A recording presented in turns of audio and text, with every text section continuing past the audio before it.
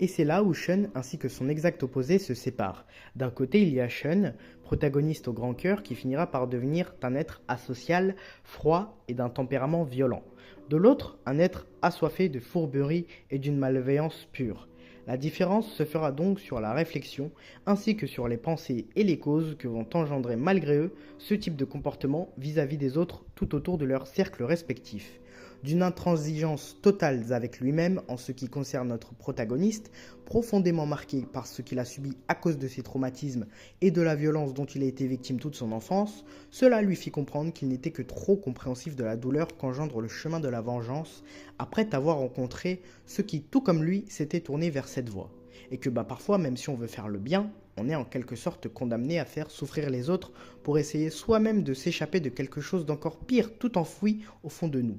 Tout comme la fois où il a dû participer à Seul au Moi, à un jeu si banal mais si traumatisant